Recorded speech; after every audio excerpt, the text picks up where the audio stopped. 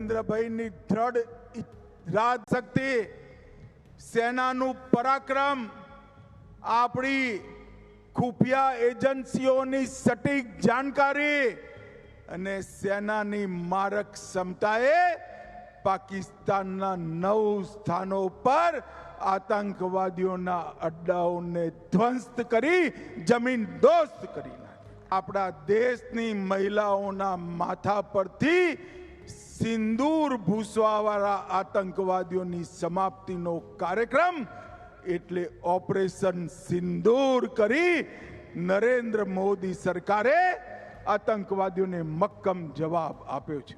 આ પાકિસ્તાન આખી દુનિયામાં કહેતું અમારે ત્યાં કોઈ આતંકવાદી નથી, અમારા ત્યાં કોઈ આતંકવાદી ગતિવિધિ નથી.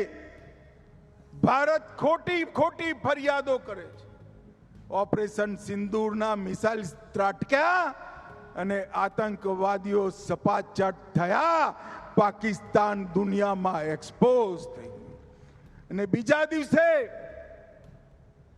એમના જનાજાની નમાજમાં જ્યારે પાકિસ્તાનની સેનાના ઉચ્ચ અધિકારીઓ નમાજ પડવા માટે જોડાયા ત્યારે પાકિસ્તાનની સેના, પાકિસ્તાન અને આતંકવાદ ત્રણેયનું ગઠબંધન આખી દુનિયા સામે છતું થઈ ગયો અને આખી દુનિયાને સમાચાર મળ્યા કે પાકિસ્તાન આતંકવાદીઓના અડ્ડા ચલાવે છે. પહેલી 2 સર્જિકલ સ્ટ્રાઇક અને એર સ્ટ્રાઇક પાક ઓક્યુપાઈ કાશ્મીર સુધી સીમિત હતી અને ઓપરેશન સિંદૂર પાકિસ્તાનની સીમામાં 100 કિલોમીટર અંદર ઘૂસી આતંકવાદીઓનો ખાત્મો બોલાવવાનું કામ કર્યું છે.